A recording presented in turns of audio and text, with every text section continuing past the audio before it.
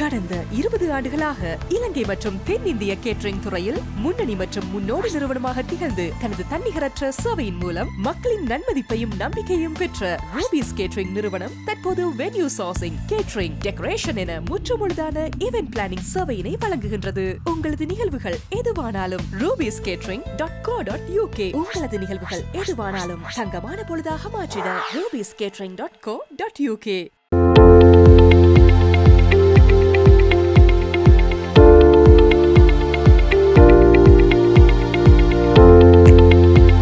ஸ்ரீ காளிமாதா ஜோதிடம். பிரபல ஜோதிடர் பண்டித் மகாராஜா. தொழில், காதல், திருமணம், குழந்தை பாக்கியம் மற்றும் மந்திர சூனிய பிரச்சனைகளுக்கு நிரந்தர தீர்வு.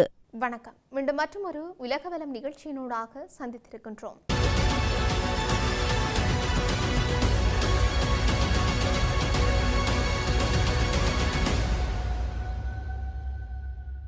ஈரானுக்கு எதிராக அமெரிக்காவும் இஸ்ரேலும் இணைந்து 5 வாரங்களுக்கும் மேலாக நடத்தும் போரில் அதிபர் டொனால்ட் ட்ரம்ப் கெடுக்களை விதித்தும் வேண்டுகோள் மற்றும் எச்சரிக்கைகளை விடுத்தும் வந்திருக்கின்றார். ஆனால் அவை இவ்வளவு வெளிப்படையாக அமைந்திருப்பது மிக அரிதே என்று தெரிவிக்கப்பட்டிருக்கின்றது. அதாவது ஈரானுக்கு எதிரான புதிய தாக்குதல்கள் பேரழிவை ஏற்படுத்தக்கூடியதாக இருக்கும். செவ்வாய்க்கிழமை வாஷிங்டன் டிசி நேரப்படி இரவு 8 மணிக்கும் இந்த தாக்குதல் தொடங்கும் என்றும் 4 மணி நேரத்திற்குள் அந்த நாட்டில் இருக்கின்ற ஒவ்வொரு பாலமும் மின் நிலையமும் முற்றிலுமாக அழிக்கப்படும் என்றும் மிக குறைவான விஷயங்களே வரம்புக்கு அப்பாற்பட்டவை என்று திங்கட்கிழமை ட்ரம்ப் கூறினார்.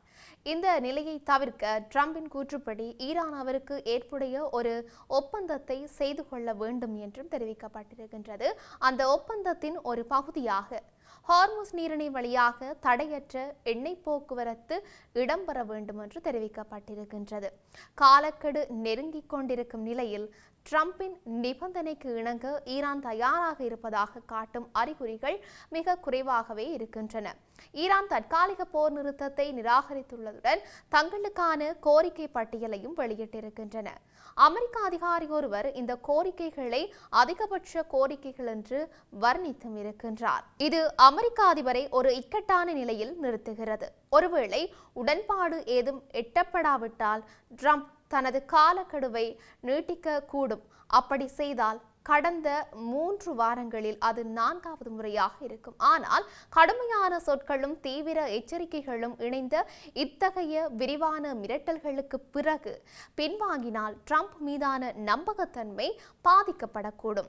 ஈரானின் உட்பகுதியில் விமானம் வீழ்த்தப்பட்ட நிலையில் சிக்கிக்கொண்ட 2 விமானிகளை மீட்க இந்த வார இறுதியில் அமெரிக்கா மேற்கொண்ட நுட்பமான நடவடிக்கையின் மூலம் அதன் இராணுவ வல்லமையும் தந்திரோபாய திறனும் தெளிவாக வெளிப்பட்ட போதிலும் அமெரிக்கா ஒரு தெளிவான வலிமையான நிலையிலிருந்து பேச்சுவார்த்தை நடத்தவில்லை என்று ஈரானும் உலகின் பிற நாடுகளும் முடிவுக்கு வரும் வாய்ப்பு இருக்கின்றது.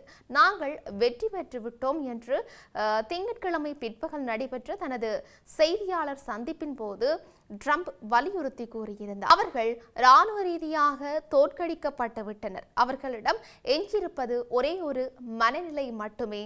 நாம் நீரில் ஓரிரு கனிவெடிகளை போடுவோம் என்பதுதான் அது. ட்ரோன்கள், ஏவுகணைகள் மற்றும் கனிவெடிகள் ஆகியவற்றை கொண்டு ஹார்முஸ் நீரிணை வழியாக எண்ணெய் டேங்கர்கள் செல்வதை தடுக்கும் திறன் கொண்ட அந்த உளவியல் அணுகுமுறையானது அமெரிக்கா ஒப்புக்கொள்ள தயாராக இருப்பதை விடவும் ஈரானுக்கு மிகவும் வலிமையான ஒரு ஆயுதமாக இருக்கக்கூடும் என்று தெரிவிக்கப்பட்டிருக்குது. இந்த வார இறுதியில் மேற்கொள்ளப்பட்ட மீட்பு பணி ஆகியவற்றில் வெளிப்பட்ட அமெரிக்க இராணுவத்தின் துல்லியம் குறித்து ட்ரம்ப் வியந்தார். 100கணக்கான விமானங்கள் மற்றும் உயரடுக்கு இராணுவ வீரர்களை ஒருங்கிணைத்தல், திசை திருப்பும் உத்திகள் மற்றும் அதிநவீன தொழில்நுட்ப திறன்களை பயன்படுத்துதல் ஆகியவற்றை உள்ளடக்கிய அந்த மிக சமீபத்திய நடவடிக்கையை அவரும் அவரது தேசிய பாதுகாப்பு அணியினரும் கொண்டாடினர். அந்த முயற்சி வியக்கத்தக்கதாக அமைந்திருந்த போதிலும் பாதுகாப்பு செயலாளர் பீட் ஹெக்ஸேத் ஒரு சாத்தியமான பேரழிவு என்று ஒப்புக்கொண்டிருந்த ஒன்றை முறியடிப்பதற்காகவே அது மேற்கொள்ளப்பட்டது. அந்த பேரழிவு தவிர்க்கப்பட்டிருந்தாலும் அந்த வெற்றிகரமான மீட்பு நடவடிக்கை ஈரானின் அமெரிக்க படைகள் இன்றும் எதிர்கொள்ளும் ஆபத்தை சுட்டிக்காட்டியிருக்கின்றது. அமெரிக்க இராணுவ வல்லமைக்கும் வரம்புகள் உண்டு என்பதை அதிபர் தற்போது உணர்ந்து கொண்டிருக்கலாம். நாம் அவர்களை சரமாரியாக குண்டு வீசி தாக்கலாம் என்று அவர் கூறினார். அவர்களை நிலைகுலைய செய்யலாம் என்றும் தெரிவித்திருக்கின்றார். ஆனால் அந்த நீரிணையை மூடுவதற்கு ஒரே ஒரு பயங்கரவாதி மட்டும் போதும். மற்றொரு வழி, ட்ரம்ப் தனது எச்சரிக்கைகளை செயல்படுத்தலாம். திங்களன்று பல சந்தர்ப்பங்களில் தான் அந்த வழியை பின்பற்ற விரும்பவில்லை என்று ட்ரம்ப் கூறியிருந்தார். ஈரான் மக்கள் தற்போது நடைபெற்று வரும் அமெரிக்க ராணுவ நடவடிக்கையை தாங்கிக் கொள்ள தயாராக இருப்பதாகவும், சொல்லப்போனால் தங்கள் நகரங்கள் மீது விழும் குண்டுகளை அவர்கள் வரவேற்பதாகவும் ட்ரம்ப் கூறிய அதே வேளையில், அமெரிக்கா இப்போது எதையெல்லாம் அளிக்கிறதோ அவை அனைத்தும் இறுதியில் மீண்டும் கட்டியெழுப்பப்பட வேண்டியிருக்கும் என்பதையும், அந்த மறுசீரமைப்பு பணியில் அமெரிக்காவே இறுதியில் பங்களிக்க கூடும் என்பதையும் அவர் ஒப்புக்கொண்டும் இருக்கின்றார். அவர்களின் உட்கட்டமைப்பை நான் அழிக்க விரும்புகின்றேனா இல்லை என்று அவர் கூறியிருக்கின்றார். தற்போதைய நிலையில் நாங்கள் இன்றே அங்கிருந்து வெளியேறினால் தங்கள் நாட்டை மீண்டும் கட்டமைக்க அவர்களுக்கு 20 ஆண்டுகள் ஆகும். தான் விடுத்த குண்டுவீச்சு மிரட்டல்களை செயல்படுத்தினால் மறுசீரமைப்பு பணிகள் ஒரு 100 ஆண்டு காலம் பிடிக்கும் என்று அவர் மேலும் கூறியிருக்கின்றார். ஈரான் எந்த கற்கால நிலைக்கு தள்ளப்படும் என்று அவர் எச்சரித்தாரோ அது அப்படியே நிகழ்ந்து விடாது என்றாலும், ஈரான் உறுதியளித்துள்ள அந்த கடும் விளைவுகளை ஏற்படுத்தும் பதிலடியால் ஏற்படக்கூடிய பிராந்திய தாக்கங்கள் உள்ளிட்ட அதை தொடர்ந்து எழக்கூடிய மனிதாபிமான நெருக்கடியானது பேரழிவை ஏற்படுத்தக்கூடியதாக இருக்கலாம். எனினும் இந்த நேரத்திலும் ட்ரம்ப் ஒரு திருப்பு முனைக்கான நம்பிக்கையை தொடர்ந்து தக்க வைத்து வருகின்றார். மறுபுறத்தில் சுறுசுறுப்பான பேச்சுவார்த்தையில் விருப்பம் இருக்கின்ற ஒரு தரப்பினர் எங்களிடம் உள்ளனர் என்று அவர் கூறியிருக்கின்றார். அவர்கள் ஒரு ஒப்பந்தத்தை எட்ட விரும்புகின்றார்கள். அதற்கு மேல் என்னால் எதுவும் கூற இயலாது. நிலைமை இவ்வளவு சிக்கலாக இருக்கும் நிலையில் அதிபரின் வெளிப்படைத்தன்மை குறிப்பிடத்தக்கது. அவரிடம் ஒரு திட்டம் உள்ளது. ஒவ்வொரு விஷயமும் எங்களால் முழுமையாக சிந்திக்கப்பட்டுள்ளது என்று அவர் திங்களன்று கூறினார். ஆனால் அவர் அதை வெளியிட மறுக்கின்றார். திரைக்கு பின்னால் நடைபெறும் பேச்சுவார்த்தைகள் பகிரங்கமாக ஒப்புக்கொள்ளப்பட்டதை விட வெகு தூரம் முன்னேறியிருக்கின்றன என்பதற்கான ஒரு அறிகுறியாக இது இருக்கலாம். அல்லது இது வரும் மிரட்டல் மற்றும் வீண் ஆசை ஆகியவற்றின் ஏதோ ஒரு கலவையாகவும் இருக்கலாம். நாளை வரை அவர்களுக்கு அவகாசம் உள்ளது என்று ட்ரம்ப் கூறினார். என்ன நடக்கிறது என்று பார்ப்போம்.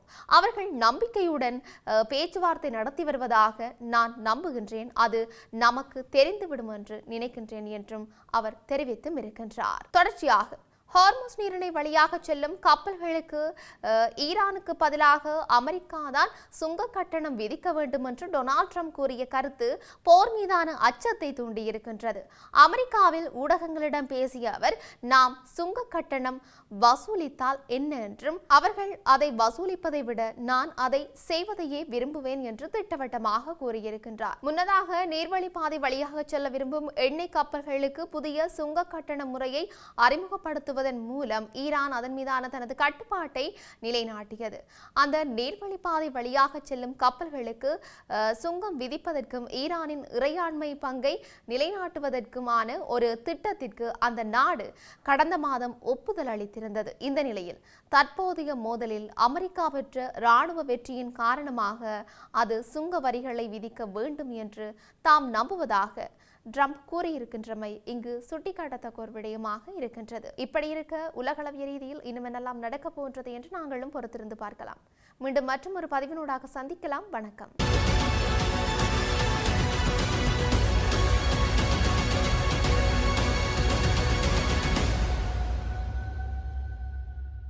ஸ்ரீ காளிமாதா ஜோதிடம். பிரபல ஜோதிடர் பண்டித் மகாராஜா. தொழில், காதல், திருமணம், குழந்தை பாக்கியம் மற்றும் மந்திர சூனிய பிரச்சனைகளுக்கு நிரந்தர தீர்வு.